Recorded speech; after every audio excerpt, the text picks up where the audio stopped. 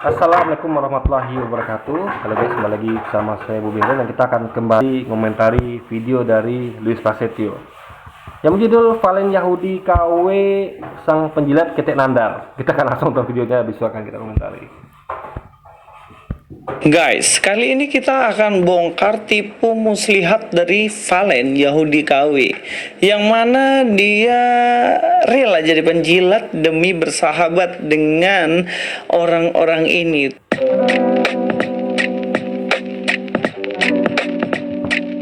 Assalamualaikum, selamat datang kembali di channel ini. Kali ini saya akan membahas kembali ya soal Valen Yahudi KW dan juga Nandar, Aristo, Filipus Christian dan konco-konconya. Karena ada beberapa kita kalau lihat orang beragama tuh nggak bisa dikatakan KW atau bukan. Kan ini masalah hati iman. Ya, misalnya ada orang yang mengklaim dia agama Yahudi. Ya kita nggak tahu isi hatinya, ya kan? Jadi ya kan ini keyakinan. Meskipun misalnya kayak ada bahkan kayak orang Muslim lah, ada orang yang ngaku Islam, dia memang Islam, tapi misalnya nggak sholat, misalnya dia masih suka mabuk, suka judi, suka main perempuan segala macamnya, nggak menunjukkan kalau dia itu Islam gitu guys. Bahkan dia mungkin masih main ke gereja, masa tuh Islamnya hanya KTP gitu, apa bisa judge itu sebagai Islam KW kan enggak?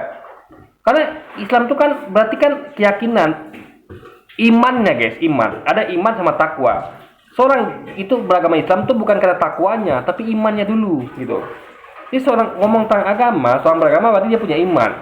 Jadi cukup dia percaya kepada agamanya, sudah itu sudah beriman namanya. Dia bisa dikatakan itu KW.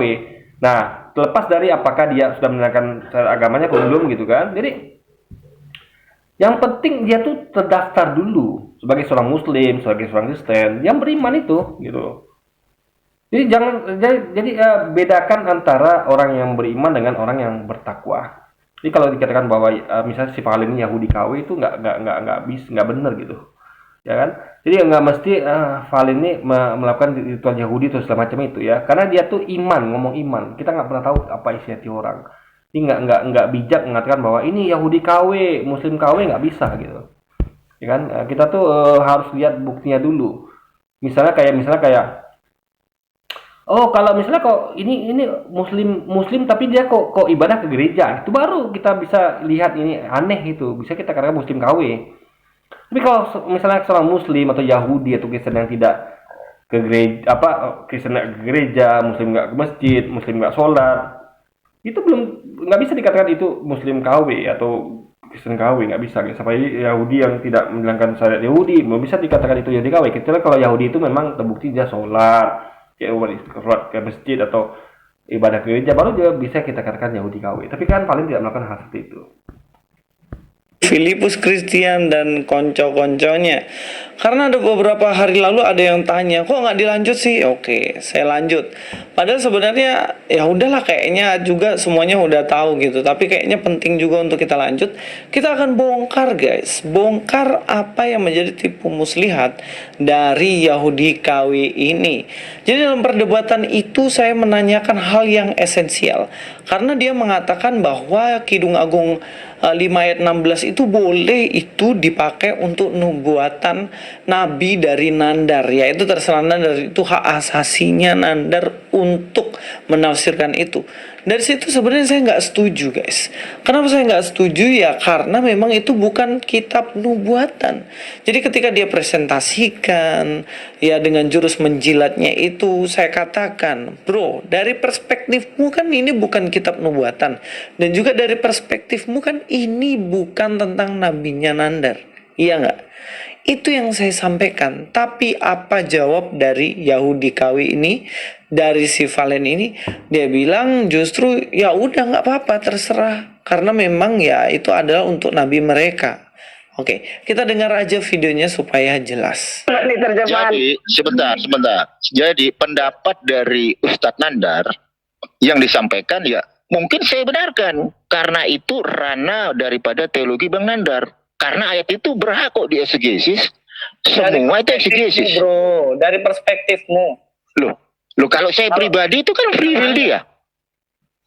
Itu kan free will dia. Kalau saya kan udah jelaskan dari tadi. Apa Anda nggak dengar? Oke, saya ulangi lagi ya, jangan tanya lagi.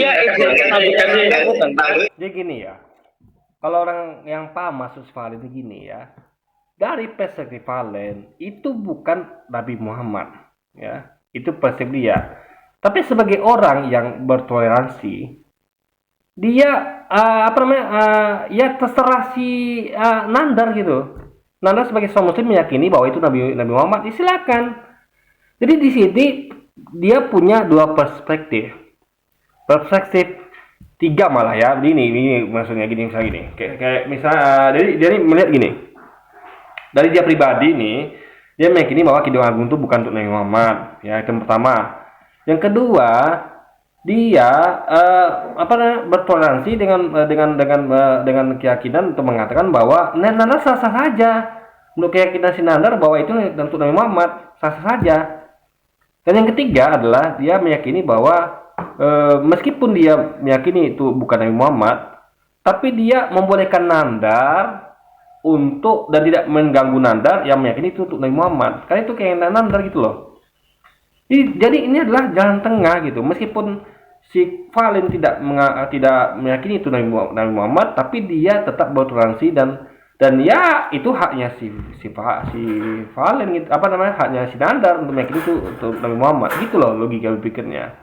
Nah tapi Luis ini nggak paham dan dia memaksakan, jadi kayak memaksakan harusnya si Nandar ini salah gitu, nggak benar. Jadi dia tuh mau si Valen ini menyalahkan Nandar dalam hal tapi Valen nggak mau, dia mau tetap di tengah-tengah. Dia tidak mau menyalahkan Nandar dari persepsi Nandar. Dari persepsi dia memang Nandar itu salah, tapi dia mau memperhalus itu. Jadi orang-orang paham ini pasti akan mengerti. Kalau si Valen ini nggak setuju sama Nandar dalam hal pribadi dia meyakini bahwa itu bukan untuk Nabi Muhammad, tapi dia respect tetap menghargai pendapat dari Nandar, menghargai itu untuk Nabi Muhammad, guys. Dalil itu gitu kan. Ya, karena di sini dia ngeles karena saya bilang, "Ayo coba jelaskan lagi. Kenapa kok kamu bisa mendukung bahwa kitab ini dalam Kidung Agung 516 ini berbicara mengenai nabinya Nandar? Kenapa? Coba kasih tahu." Dia bilang lah, "Saya sudah jelaskan dari tadi, apa Anda nggak menyimak?" Dari tadi yang dia jelaskan, coba teman-teman ulang dari video itu dia nggak jelasin sama sekali tentang Kidung Agung. Dia lari ke sana ke sini sampai nggak jelas arahnya kemana. Nah, mari kita lihat lagi. Bang Palen, silakan dijelaskan lagi. Bang Luis, saya diam ya. Silakan Bang Palen ulangi, Bang Palen. Yahudi ini yang ngomong, bukan Muslim ya. Yahudi ini yang ngomong. Ketika Kidung Agung itu dinarasikan oleh Ustadz Nandar bahwa itu untuk Muhammad, itu free will mereka gitu loh. Sama. Kamu kan nggak terima kan itu disebut sebagai membuat. Jadi kan itu kan dia bicara di perspektif Nandar. Ya, Nandar punya hak begitu. Ya, jadi dia nggak punya hak untuk memaksakan Nandar ikut free will-nya dia. Jadi si Valen punya free will, Nandar punya free will.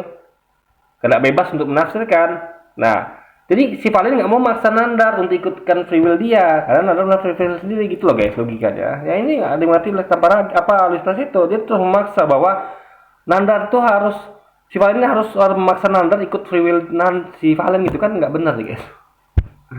Jadi kita tuh kan memandang perbedaan itu suatu keindahan yang harus kita sikapi dengan bijak, bukan maksa orang untuk ikut free will kita gitu. Ini Nandar silakan punya free will sendiri, si Valen punya free will sendiri gitu, tapi tetap saling menghargai. Dan tidak boleh ada pemaksaan terhadap kehendak orang lain, menjadikan orang tua harus sama dengan kehendak kita gitu. Free will mereka gitu loh. Sama. Kamu kan nggak terima kan itu disebut sebagai nubuatan. Saya mau jelaskan karena faktanya itu kan bukan kitab nubuatan lah dari. Ya, meskipun tidak menerima, tapi kan nggak boleh juga tidak bertoleransi gitu, ya kan? Nggak boleh memaksakan kehendak. Ya itu serahnya si Nandar, tuh itu keyakinan dia gitu kan. Saya mau jelaskan karena faktanya itu kan bukan kitab nubuatan lah dari perspektif kalian. Lu nggak terima gimana? Baginda Rasulullah itu saudara saya. Dia keturunan Ismail. Tua kami. Hormat dulu. Gimana sih? Ya ini Kidung Agung 5 ayat 16. Bagaimana? Enggak, iya. Abang. Kan udah saya jelasin. Hormat, hurra. Juga terima kasih kepada Bang Aristo, kepada teman-teman, terutama kepada saudara kita dari Yahudi, Bang Valen. Tadi aku agak ngegas soalnya apa namanya itu, wah ini kita debat Kristen, Muslim lawan Kristen dan Yahudi gitu. Ternyata Yahudi berpihak kepada kita karena tertulis di dalam literasi mereka bahwa Nabi Muhammad ada di dalam kitab. Ralat ya Bang Valen tidak berpihak kepada kita, dia berpihak pada original teks. Oh itu ya. Ya, di sini Jadi si Valen ini dia tuh berpegang pada prinsip ya ajaran Yahudi. Dimana Yahudi itu meyakini bahwa Nabi Muhammad itu adalah dari Ismail, saudaranya dari ya bangsa Yahudi. Jadi kita tahu ya, bangsa Yahudi itu adalah bangsa Yahuda, keturunan Yahuda. Dimana itu adalah nanti larinya ke Ishak, di bawahnya Ishak. Nah, Ishak punya saudara kandung namanya Ismail. Nah, jadi mereka itu saudara Ishak dan Ismail. Nah, di konteks Yahudi ada itu bahwa nanti dari keturunan Ismail ini akan ada Nabi Muhammad gitu kan. Jadi dia menghargai bahwa menghargai bahwa Ismail itu adalah saudaranya Ishak. Ya, namanya saudara kan nggak bisa dinafikan bahwa Ismail adalah saudara kandung dari Ishak yang dari Ishak itu kan mewakili Yahudi. Ismail adalah dari cikal bakal Islam gitu. Cikal bakalnya Islam guys gitu. Cikal bakalnya Muhammad gitu kan. Ini si Valen dia masih respect kepada saudaranya dari bangsa Yahudi yaitu bangsa Ismail yaitu bangsa Arab guys. ini lihat ya stand up komedi mereka. Ngaconya berlebihan. Pertama, dengan Valen mengatakan begitu, akhirnya semua orang Muslim atau mereka lah itu berpikir bahwa oh benar nih, ternyata Yahudi mengkonfirmasi akan adanya nabi mereka. Bahkan responnya berlebihan disampaikan kan sama Trio Slayer, hormat katanya, hormat. Ini bahwa Nabi Muhammad itu masih dari keturunan Ismail. Dari Ismail adalah saudara kandung dari Ishak, dari cikal bakal Yahudi. Sama kayak gini misalnya kan. Misalnya saya beda pandangan dengan orang komunis. Misalnya kita kan Islam nih, ada lawan kita komunis. Nah, ada namanya misalnya kayak Musso atau Dir Aidit, pentolannya PKI. Nah, meskipun dia di mata kita salah, jalannya memilih komunis dan melakukan banyak pemberontakan, hal-hal yang bertentangan prinsip Islam atau yang prinsip negara Indonesia lah, Pancasila kan. Nah, kita kan berpandangan Islam Pancasila. Nah, tentu kita nggak setuju dengan perbuatan mereka, tapi kita tidak menafikan kalau Musso dan Aidit itu adalah saudara kita, saudara sebangsa. Bahkan Aidit itu dulu pernah jadi pahlawan guys ya. Kita lihat di channelnya Bucin TV di mana itu ada pulau Pulau Buru tuh, di sana Aidit itu dipenjara oleh Jepang. Itu dia adalah saudara sebangsa kita. Kita nggak nafikan meskipun dia jahat, musuh Aidit itu meskipun dia menyimpang, sesat, jahat, melakukan salah, tapi tidak dengan hal itu kita menafikan kalau dia itu adalah saudara sebangsa kita gitu, yang sedang sesat jalan gitu guys. Nah, itu yang dilakukan oleh Valen ini. Meskipun dia mungkin tidak mengakui nama Nabi Muhammad, tapi dia masih mengakui bahwa Nabi Muhammad adalah saudara sebangsa Israel, saudara sebangsanya Ishak. Karena bapaknya kakek moyangnya Nabi Muhammad itu adalah Ismail, saudaranya kandung dari Ishak, cikal bakal Yahudi guys. Nah itu yang dilakukan Valen gitu. Dia tidak seperti umat Kristiani yang kalau salah satu salah semua gitu, kebaikannya pun tidak dinilai gitu kan. Jadi si Valen lebih objektif ya, dia lebih objektif dalam nilai, bisa bedakan oh ini dia nggak sepakat tapi ada hal sepakat, dia tidak semuanya nggak sepakat. Jadi dia jangan gara-gara nggak suka atau berbeda lalu semuanya nggak sepakat gitu kan, nggak begitu guys logikanya. Sama Trio Slayer, hormat katanya, hormat. Terus si Filipus Christian lagi hura katanya, saking senangnya. Jadi Indonesia sebenarnya iri gitu kan. Ternyata Yahudi itu pandangan sama dengan Muslim, pandangannya ya, bahwa dia mengakui bahwa Nabi Muhammad itu adalah saudara dari Israel karena tadi itu kakek moyangnya adalah Ismail. Kayak kita masih mengakui bahwa Aidit dan Musso itu adalah tetap saudara sebangsa kita yang sejalan gitu guys, gitu kan. Nah, sama kayak Soekarno, meskipun saya nggak sependapat dengan Presiden Soekarno ya, dimana dia tuh gara-gara dia itu PK itu Majarela, tapi kita tetap mengakui dia sebagai bapak bangsa. Kebaikan ini tidak kita hilangkan, lupakan. Dia adalah proklamator yang memerdekakan Indonesia. Dia adalah bapak bangsa, gitu kan. Kita hormat sama dia. Dia adalah saudara sebangsa. Tapi kita tidak menafikan kalau dia juga punya kesalahan-kesalahan, gitu. Jadi nggak gara-gara kesalahan itu kita menafikan dia sebagai orang Indonesia, enggak. Tetap dia orang saudara sebangsa kita, tapi dia dalam kondisi sesat, guys. Itu aja bedanya. Paling konyol lagi Nandar bilang, ya saudara kita Yahudi ini. Bah, sejak kapan kalian menganggap Yahudi saudara, bos? Sedangkan ya tahu sendirilah, selama ini ketika Palestina dan Yahudi ribut, ya kalian bela Palestina dan menyerang Yahudi terus. Jadi gini ya, Luis ini nggak bisa bedakan antara bangsa dengan oknum. Yahudi, kalau kita ngomong Israel, itu nggak semuanya itu beragama Yahudi. Ada agama Islam di situ, ada agama Kristen di situ. Lihat sensus penduduk Israel, nggak semuanya beragama Yahudi, ada juga beragama Islam dan Kristen. Dan ingat ya, nggak semua orang Yahudi itu setuju dengan penjajahan Israel, nggak semuanya.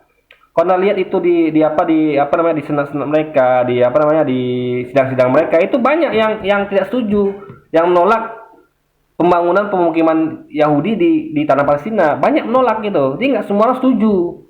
Nggak semua orang itu mendukung cara-cara keji Israel itu, enggak. Banyak orang Yahudi yang baik juga gitu. Jadi kalau ngomong saudara, ya gimana pun Ishak itu lah saudaranya Ismail. Ya, kakek moyangnya Nabi Muhammad itu adalah kakek moyangnya Valen juga, orang-orang Yahudi juga gitu. Saudaranya juga gitu. Ya harus diakui. Kita ini masih saudaranya Yahudi. Saudara dalam artian kakek moyang kita tuh bangsa yaitu Nabi Ismail, kakek moyang bangsa Yahudi adalah Nabi Ishak, dan mereka tuh masih saudara, guys, sekandung gitu kan, satu ayah gitu. Jadi nggak bisa kita nafikan itu. Nah, tapi meskipun kita bersaudara dalam hal itu, tapi kita tetap berbeda pandangan, berbeda keyakinan. Tapi banyak juga kita tuh yang ada kesepakatan dengan Yahudi. Kita ngomong Yahudi bukan Yahudi yang menjajah Palestina ya, tapi Yahudi yang menolak penjajahan Israel atau Palestina, guys. Jadi kita tuh objektif. Nggak boleh kita tuh menyalahkan semua bangsa Yahudi, nggak boleh. Jadi sekarang kan ini mengatakan bahwa kita tuh menyalahkan semua bangsa Yahudi, tidak. Sama kayak misalnya kita kayak orang-orang Cina misalnya. Kita nggak menyalahkan semua orang Cina kok. Kita hanya menyalahkan pemerintahnya saja yang berpaham komunis. Atau orang-orang yang memasukkan tentara-tentara mereka ke sini, atau orang yang ya dengan liciknya membuat nego-nego ya, sehingga mereka tuh diuntungkan 2 kali lipat. Mereka bukan hanya diuntungkan dengan masuknya modal mereka ke sini, tapi juga pekerjanya juga. Jadi kita rugi 2 kali. Udahlah kita tuh minjam uang mereka plus bayar bunga, plus mereka tuh bisa mengurangi pengangguran negara mereka gitu. Jadi kita tuh rugi 2 kali. Harusnya kan kalau kita minjam uang ya minjam uang aja gitu. Gak ada hubungannya dengan dia juga bisa masuk bekerja ke sini gitu kan. Jadi karena kita bukan negara kaya, kita masih banyak penduduk kita yang nganggur. Harusnya karena kita bekerja, bukan penduduk mereka yang bekerja. Tapi itulah mereka pemerintahnya ya, kita ngomong pemerintahnya. Kalau rakyatnya ini kan cuma dengan ikutan saja gitu, terpaksa ikutin kemauan pemerintahnya. Jadi kita tuh tidak menyalahkan semua orang Cina. Banyak orang Cina baik kan, banyak saya kenal orang Cina baik. Jadi nggak seluruh bangsa Cina kita salahkan, atau kayak dulu Belanda menjajah Indonesia, Jepang menjajah Indonesia, itu bukan kita salahkan semuanya, nggak, hanya menjajah saja, guys. Nah, sama seperti Yahudi kita nggak salahkan semuanya, kita objektif. Yang kita salahkan hanya yang menjajah Palestina saja. Kalau yang baik-baik tidak kita salahkan. Nah, Valen ini kan baik dia, dan kebetulan memang sependapat, dan itu memang logis sekali pendapatnya. Memang pendapatnya itu bisa dibenarkan gitu. Kita memang masih bersaudara dengan Yahudi karena kita mempunyai kakek moyang yang sama-sama masih bersaudara, satu bapak Ibrahim, yaitu Ismail dan Ishak, guys. Palestina dan menyerang Yahudi terus. Nah, nggak usah demi kepentingan akhirnya menjilat kaki dari orang lain. Si Yahudi KW ini menjilat teman-temannya Nandar dan semuanya itu supaya dia diterima. Valen menyampaikan pendapat dia padanya dengan jujur, dengan objektif, malah dikatakan menjilat. Ini kan parahnya. Ya, hanya karena mereka ini cemburu melihat si Valen kok sepakat nih sama kaum muslimin, selisih panas, guys, cemburu, nggak dapat dukungan gitu kan. Ya makanya cari kesamaan gitu. Apa yang sama dengan Yahudi itu gitu loh. Yahudi menemukan kesamaan dengan kita bahwa Nabi Muhammad itu sama saudara seayah dengan dengan mereka yaitu Ishak gitu kan, yaitu bapaknya sama yaitu Ibrahim, sama gitu. Jadi kesamaan itulah yang disampaikan Valen. Jadi Luis ini nggak bisa melihat dia tuh maunya si Valen ini adalah walaupun sama katakan berbeda saja gitu. Pokoknya dia nggak mau ada lihat Valen ini ngomong jujur bahwa ada kesamaan antara Yahudi dan Islam guys, nggak mau dia. Ini kan ajaran memasangkan kehendak gitu kan, semua mau dia aja gitu. Jika kalau si Valen itu nggak mau nurut, ya dikatakan itulah tadi menjilat lah, tipu muslihat dan segala macam gitu kan. Jadi memang cara-cara ini adalah cara-cara yang memaksa guys. Intinya kalau Anda tidak mau tidak sependapat dengan saya, ya Anda adalah penjilat.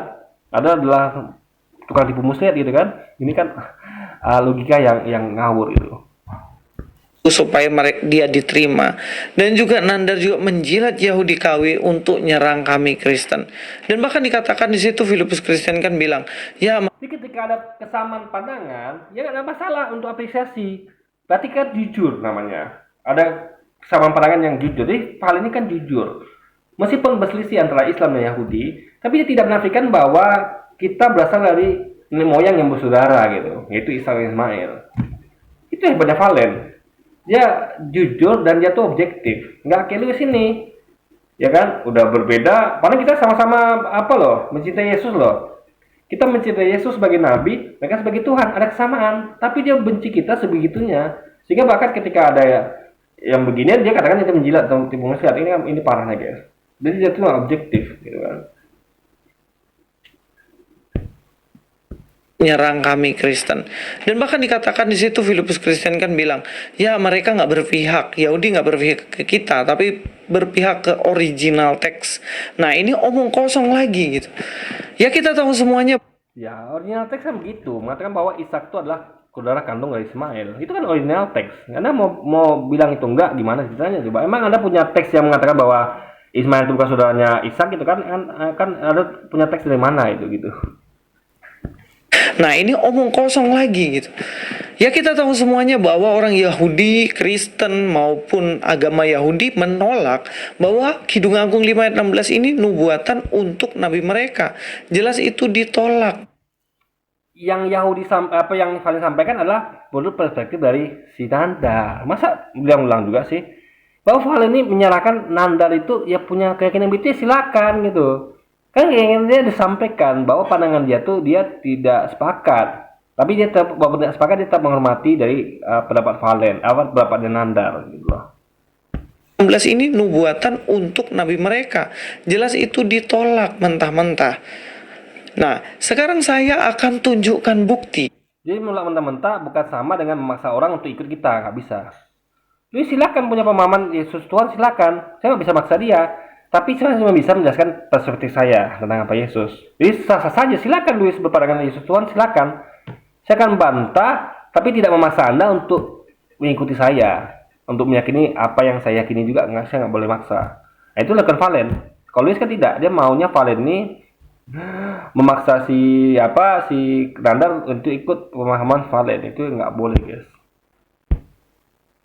Valen ini hanya menjilat bukan apologet nih, para polemikus muslim ini yang nggak jelas argumentasinya. Ya si Valen ini hanya menjilat mereka supaya temenan kali ya, supaya bisa menyerang Kristen. Padahal kan sebenarnya yang saya jelaskan justru ya Luis ini dia karena rasa cemburu dia cemburu lah dia kan, masa kalah gitu. Aduh, ternyata si Valen ini berpihak pada kaum muslimin. Dan ingat ya, sebenarnya itu berpihak. Kebetulan sama pendapatnya gitu, sama, gitu kan. Jadi ya ini adalah hal yang biasa itu, sama pendapat lalu menjadi satu kubu itu biasa. Kayak contoh sekarang ya, contoh kita ya, misalnya kayak di dunia Islam itu kan beda dengan komunis Cina dengan demokrasinya Barat. Tapi kadang-kadang kita sepakat dengan Barat. Kita gini gampangnya, Indonesia itu sebenarnya dengan Amerika tuh beda guys. Kita tuh tidak seperti Amerika yang betul-betul bebas gitu kan, sekuler gitu, liberal. Enggak, kita tuh masih meskipun kita sama-sama demokrasi, tapi demokrasi kita tidak sekuler liberal seperti Amerika. Apalagi dengan Cina yang komunis, kita beda sekali. Nah, tapi meskipun kita tetap bersekutu kan dengan Amerika sekarang ini, atau bahkan mungkin sekarang dengan Cina bahkan. Nah, jadi itu adalah suatu pilihan yang memang hal-hal yang memang ada gitu.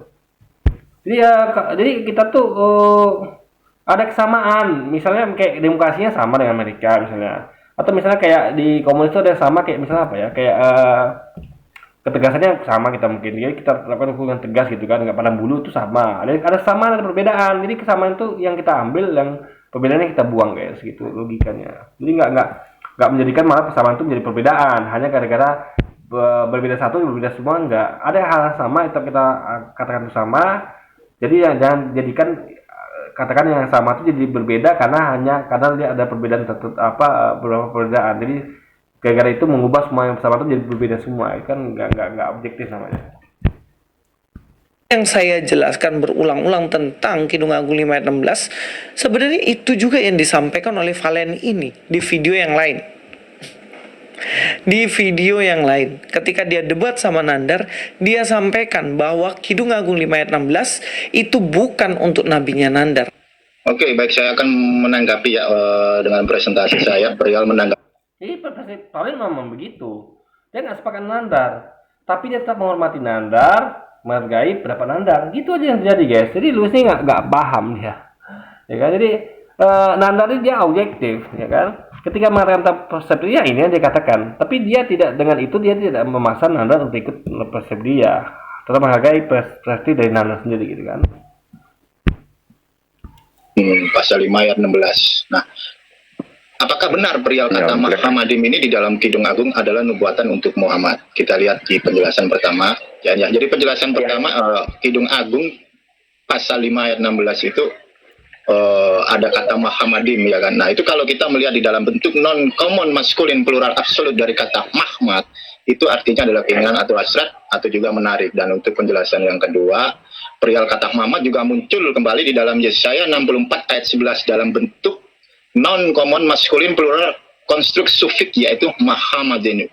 Nah, di situ diterjemahkan oleh Lembaga Alkitab Indonesia dengan indah. Dan terus kata Mahmad juga kembali muncul di dalam 2 Tawarik 36 ayat 19 dalam bentuk non common maskulin plural konstruk sufik person feminim singular, yaitu Muhammadiyah. Nah, di situ oleh Lembaga Alkitab Indonesia diterjemahkan menjadi indah-indah. Dan untuk penjelasan Ini saya jelaskan ya guys ya, nggak semua tuh harus diterjemahkan. Nama tuh nggak boleh diterjemahkan. Jadi ada kata-kata tuh yang nama dan bukan. Contoh kayak Steve Jobs. Kalau temukan ada kata Steve Jobs, itu nama berarti. Ini bisa nama, bisa diterjemahkan ya. Jadi gini, kalau ngerti ya, kalau kita katakan Steve Jobs, itu kalau terjemahkan menjadi jobs itu kan pekerjaan. Kalau pakai ada tambahan huruf S belakangnya, berarti jobs sebenarnya kan jamak. Berarti jobs itu pekerjaan, kalau jobs itu pekerjaan-pekerjaan. Artinya kalau Steve Jobs diterjemahkan menjadi pekerjaan-pekerjaan job, pekerjaan-pekerjaan Steve gitu kan. Jadi Steve Jobs itu terjemahannya adalah pekerjaan-pekerjaan Steve. Tapi Steve Jobs itu juga nama. Jadi nggak boleh diterjemahkan. Kalau Steve Jobs ya Steve Jobs, jangan terjemahkan menjadi pekerjaan-pekerjaan Steve gitu. Nah, makanya lihat kalimatnya. Misal kalimat pertama mengatakan bahwa ada kalimat yang berbeda. Misal ada kalimat mengatakan bahwa Steve Jobs are president, businessman, and YouTuber. Misal kayak gitu. Artinya adalah ini harus diartikan. Ini bukan nama ini. Jadi diartikan dengan pekerjaan-pekerjaan Steve adalah presiden, pengusaha, dan YouTuber misalnya. Harus diterjemahkan. Ya, ini bukan nama. Karena kalau tidak diterjemahkan nama, alis nama artinya kacau. Coba ya. Jadi yang adalah Steve Jobs adalah presiden, pengusaha, dan ini. Coba. Jadi agak rancu gitu kan. Nah, sama misalnya kayak dibalik lagi kayak nama Steve Jobs itu sendiri adalah nama, ada terjemahkan menjadi terjemahan bukan nama ya, jadi bisa gini, Steve Jobs is Apple founder. Artinya kan adalah kalau nggak diterjemahkan Steve Jobs yang menjadi terjemahan ya, berarti kan nama adalah menjadi Steve Jobs adalah pendiri Apple. Tapi coba ada terjemahkan Steve Jobs-nya, bukan nama lagi, tapi terjemahan. Kami menjadi kalimatnya ya. Penerjemahnya Steve adalah pendiri Apple. Masuk akal nggak? Nggak masuk akal. Karena di situ adalah jamak pekerjaan-pekerjaan Steve. Kok pekerjaan-pekerjaan Steve cuma pendiri Apple? Kan harusnya ada yang lain lagi. Misalnya pendiri Apple, yang ini itu gitu kan. Jadi makanya hati-hati. Ada nama yang nggak bisa diterjemahkan. Ada yang itu memang bukan nama. Nah itu yang terjadi di Kidung Agung dan di lainnya. Jadi jangan semua itu diterjemahkan. Ingat, yang nama tetaplah harus disalin apa adanya. Jadi jangan terjemahin semua kata. Tinggalkan berupa nama. Teliti dulu apakah ini nama atau bukan nama. Kalau bukan nama silakan terjemahkan. Kalau nama jangan diterjemahkan, guys. Indah-indah. Dan untuk penjelasan yang ketiga, kata Mahmad juga muncul kembali di dalam ratapan, ya kan? Ratapan pasal 1 ayat 7 dalam bentuk non-common maskulin plural construct suffix person feminim singular, yaitu Mahmudea. Nah, di situ Lembaga Alkitab Indonesia menerjemahkan dengan harta benda. Dan yang lebih menarik dari analisis teks terhadap kata Mahmad dalam beberapa ayat di atas, bahwa kata tersebut bermakna sesuatu yang indah dan menimbulkan nasihat. Itu ada di atas semua Kidung Agung pasal 5:16, Yesaya 64 ayat 10, 2 Tawarik 3 ayat 16. Di situ ada semua. Dan untuk yang keempat, jadi tidak ada indikasi yang menunjukkan bahwa pemunculan kata-kata tersebut di atas menunjuk pada seseorang atau karakteristik pekerjaan seseorang yang rananya ke nabi yang dinubuatkan. Jadi nggak ada istilah profetik, itu nggak ada di situ. Nah, kalau misalnya pihak daripada Muslim mau konsisten, ya kan, perihal kata Mahmad ini, seharusnya setiap kata Mahmad yang muncul di dalam Kidung Agung 5 ayat 16 itu juga seharusnya di Yesaya 64 10, 2 Tawarik 3 16 dan Ratapan 1 ayat 7 seharusnya diklaim dong. Nah, jika itu adalah nubuatan untuk, sudah dikatakan berkali-kali ya, kalau suatu itu tergantung kalimatnya, tergantung konteksnya. Nggak bisa sama semua gitu. Kayak kata Steve Jobs ya, di kalimat tertentu itu beda maknanya. Bisa nama, bisa pekerjaan Steve artinya, guys. Nah, makanya harus lihat dulu konteks dan ini, yang nggak bisa sama semua, nggak bisa. Makanya kacau nanti. Jadi nanti kalau gitu yang nama-nama yang mirip dengan terjemahan yang diterjemahkan semua. Akhirnya nama orang hilang ini ya. Jadi kalau misalnya ada teks yang katanya terus ada kata Steve Jobs, ada terjemahkan juga, akhirnya nanti tidak ada lagi karakter nama Steve Jobs karena semua terjemahkan, kan jadinya kacau gitu kan. Itu tetap ditengok dulu konteksnya, kan kalimatnya ini apakah nama orang atau bukan nama orang, sehingga kalau bukan nama orang ya silakan terjemahkan, ke nama orang ya harus disalin apa adanya. jika itu adalah nubuatan untuk Nabi Muhammad, namun nyatanya tidak diklaim oleh pihak Muslim gitu loh.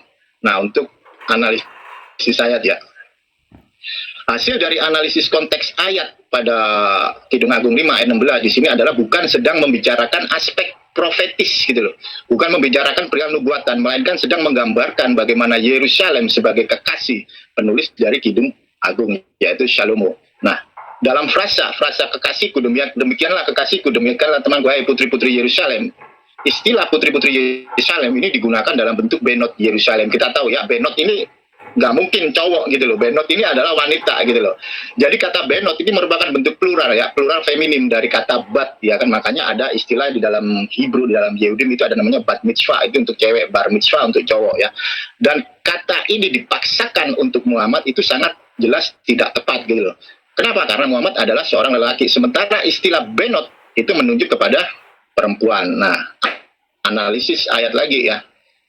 Yerusalem dalam tradisi Yahudi itu digambarkan sebagai wanita atau kekasih, sehingga selalu disandingkan dengan kata benot. Kata Ibrani Mahmad yang artinya indah, hasrat harta, ini sangat tidak cocok dikaitkan dengan Muhammad gitu loh. Yang akar katanya adalah Ahmad yang artinya terpuji. Kata terpuji dari akar kata puji dalam bahasa Ibrani itu diungkapkan dalam beberapa kata Ibrani, yaitu hodo di dalam Mazmur 140, Halel di dalam 1 Tawarik, Nawa di dalam Keluaran 5 ayat 12. Nah,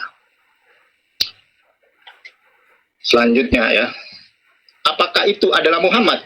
Kalaupun nama itu, nubuatan itu, perihal kata Muhammad dimuntung Muhammad, maka seharusnya ditransliterasikan ke dalam bentuk Ibrani. Seharusnya mem fau, hei mem dalet, dan bukan mem het dan mem dalet gitu loh. dalam kajian ilmu bahasa ya istilah kayak begini ini bisa dikenal dengan Ini nama jangan ditransaksikan ya, itu poinnya. Jadi gini, kalau ngomong tentang cocok-cocok kan misalnya, jadi gini ya, coba pernah dengar istilah nggak? Mereka memainkan permainan yang cantik sekali.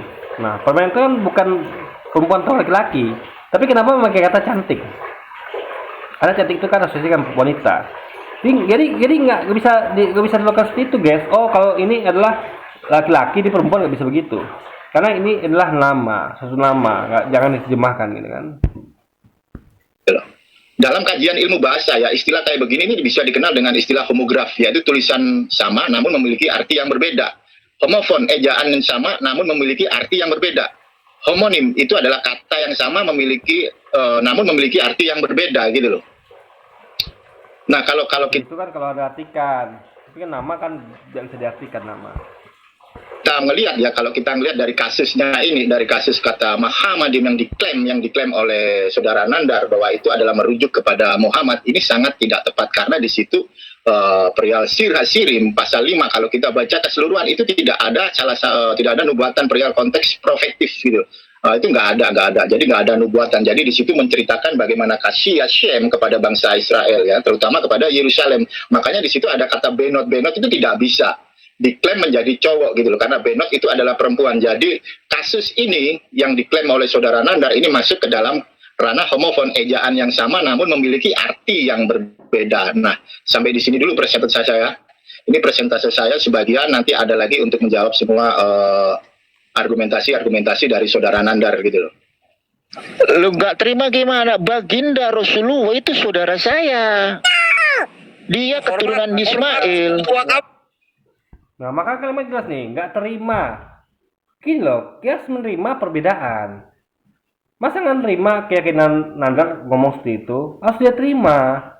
Nah, jadi dia tuh punya pendapat begini, tapi dia harus menerima pendapat Nandar gitu kan? Misalnya kayak saya debat sama teman saya. Misalnya kalau saya punya pandangan, ya saya terima pandangan dia. Terima bukan berarti setuju, tapi menerima bahwa ada perbedaan, guys. Itu maksudnya. Jadi nggak boleh maksa orang lain untuk ikut dengan kita, nggak bisa. Ismail. Tua kami. Hormat dulu. Gimana sih? Valen maksudnya ini Kidung Agung 5 ayat 16. Bagaimana? Enggak, iya. Menurut Abang, Kan udah saya jelasin. Hormat, hurra. Oke, seperti yang saya jelaskan ya, untuk kasus Sirim itu mulai dari ayat pertama lah sampai terakhir ke-16 itu nggak ada istilah untuk nubuatan. Itu sangat tidak masuk akal ya, baik di dalam kalangan Orthodox Judaism maupun juga dalam kalangan Messianic Judaism.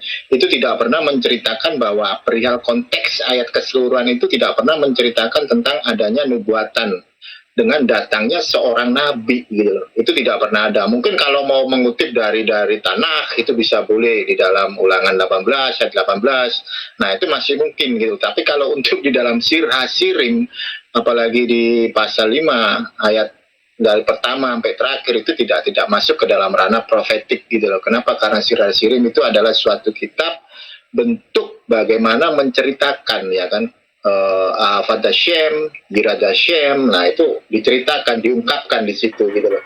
Jadi di Sir Hasirim itu tidak pernah ada yang namanya profetik nubuatan tentang datangnya seorang nabi ataupun seorang Mesia gitu loh. Karena kalau seorang nabi itu pasti ada di dalam tanah, nubuatannya pasti ada gitu loh. Dan untuk Mesias juga pasti ada gitu loh. Tetapi untuk keseluruhan full Sir Hasirim itu tidak pernah ada. Kan disampaikan Al-Quran bahwa kitab-kitab sebelumnya dan ajaran Nabi sebelumnya itu sudah diubah sama manusia. Jadi kalau sama diubah tentu ada bagian yang dihilangkan, guys, ya kan? Jadi ya harus paham itu. Jadi kalau kita pada itu benar, ya kan, nggak perlu lagi ada Quran, nggak perlu kita pakai. Tapi ya, jadi sesuatu itu kita nggak bisa berpegang pada satu dasar untuk menyalahkan yang lain, nggak bisa. Kita harus komparasi keduanya. Makanya itu ada namanya komparasi dan perdebatan. Jadi harus objektif. Nggak bisa menyalahkan pada salah satu sumber saja, tapi harus dilakukan komparasi atau perbandingan. Tapi untuk keseluruhan full Sir Hasirim itu tidak pernah ada nubuatan profetik tentang datangnya seorang nabi yang akan datang, itu tidak pernah ada ya.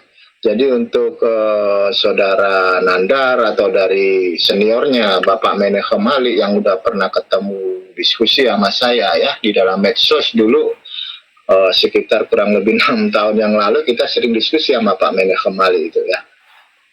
Karena tidak pernah ada nubuatan seperti yang disampaikan oleh Pak Meneh Kemali, sekalipun beliau berangkat dari pemahaman Jews for Allah, itu sama sekali tidak ada kaitannya. Perihal profetik dari seorang nabi yang dinubuatkan dalam kitab Sir Hasirim itu tidak pernah ada. Oke, dari sini kita sudah jelas ya melihat bagaimana munafik. Yang disepakati itu adalah yang ada ya. Kan ingat ya, kitabnya sudah diubah. Sebelumnya diubah oleh manusia. Jadi yang ada itu kan tentu yang perlu diubah. Atau mungkin yang sudah berubah. Jadi yang tentang itu tentu sudah tidak ada. Itu bisa jadi sepakat. Tapi tidak menghilangkan menghilangkan keyakinan bahwa ada perubahan di situ. Itu yang menerangkan bahwa ya kitab itu nggak ada loh gitu. Itu aja. Bukan menerangkan bahwa tidak ada perubahan di situ. Sekali lagi. Karena munafiknya si Valen Yahudi KW ini, dan juga betapa omong kosong semua argumen yang disampaikan oleh Yahudi KW, si Valen, dan juga semua mereka yang mendukung statement dari Valen ini. Jelas mereka tidak mengerti cara berargumentasi yang baik dengan kutipan yang baik. Yang ada hanya hormat, ketawa-ketawa tanpa isi. Bagaikan tong yang nyaring bunyinya nggak ada isi, tapi ngomongnya gede doang. Sampai ketemu di video selanjutnya. Jadi Luis ini faktanya dia kepanasan. Jadi kan dia berharap dukungan dari dia berharap Yahudi dukung dia gitu. Sebenarnya Yahudi nggak dukung siapa-siapa, nggak dukung Islam, nggak dukung Kristen. Cuman kebetulan ada pendapatnya yang sama, yaitu Valen mengakui bahwa Nabi Muhammad itu adalah masih saudara juga dengan bangsa Yahudi, karena kakeknya kan Ismail, saudara kandung dari Ishak, kaki kandung bangsa Yahudi, satu ayah yaitu dari Nabi Ibrahim. Itu kesepakatan di situ. Dan Valen ini sepakat toleransi, membiarkan Nandar dengan keyakinannya, tapi tidak mengganti keyakinan si Valen sendiri bahwa dia meyakini bahwa Kidung Agung itu bukan untuk Nabi Muhammad. Nah, itu yang dipahami Luis, gitu kan? Jadi itulah orang-orang guys ya yang kehilangan dukungan, yang mengharapkan sesuatu tuh yang harus dia maunya Yahudi ini ikut dia gitu. Sepakat untuk menyalahkan Nandar. Ya kan, jadi gini loh. Dari perspektifnya si Valen memang Nandar salah. Tapi dia tidak mau mengatakan itu, kenapa? Untuk menghargai si Nandar dan teman-temannya, karena dia punya keyakinan sendiri gitu kan. Nah, jadi dia tidak mau memaksakan Nandar, kamu harus ikut loh keyakinan aku bahwa ini bukan untuk apa. Jadi dalam perdebatan itu boleh pemaksaan. Kita gini, perdebatan adalah kita menyampaikan pendapat kita dan kita menerima pendapat orang lain, bukan kita mendapatkan pendapat kita dan memaksa orang untuk ikut pendapat kita, nggak begitu. Nah, itu dilakukan oleh Valen. Tapi biasanya kan tidak mau gitu. Dia maunya sebaliknya. Si Valen ini harus memaksa Nandar ikut pendapatnya. Jadi harus disalahkan itu pendapat Nandar. Kan bisa begitu guys. Dengan vulgar nggak bisa ya. Jadi Valen ini main cantik lah istilahnya. Jadi dia tuh tetap mengedepankan toleransi. Ini bagi Valen ini bukan ajang untuk apa ya? Untuk bantai sana sini enggak, bukan ajang untuk apa ya? Untuk salahkan sana sini, tapi ajang untuk bagaimana ini adalah menjadi forum toleransi, komunikasi, bahwa kalau nggak setuju ya silakan katakan nggak setuju, tapi tidak berarti kita maksa orang untuk ikut pendapat kita. Nah, kalau ada setuju ya kita sampaikan ada persamaan di sini, jadi objektif, ada persamaan, ada perbedaan, tapi itu tidak membuat kita kehilangan toleransi, gitu loh guys. Jadi biasalah kalau gini terjadi, kalau Luis ini kepanasan itu biasa sih, kita maklumi, gitu kan. Jadi jadi maunya semua orang tuh ikut kehendak dia gitu, sama dengan dia, nggak bisa gitulah. Orang punya keyakinan masing-masing yang harus kita hormati, dan Valen sudah melakukan itu. Oke, jadi mungkin sekian dulu aja video kita kali ini guys. Sampai jumpa lagi di video-video selanjutnya. Wassalamualaikum warahmatullahi wabarakatuh guys.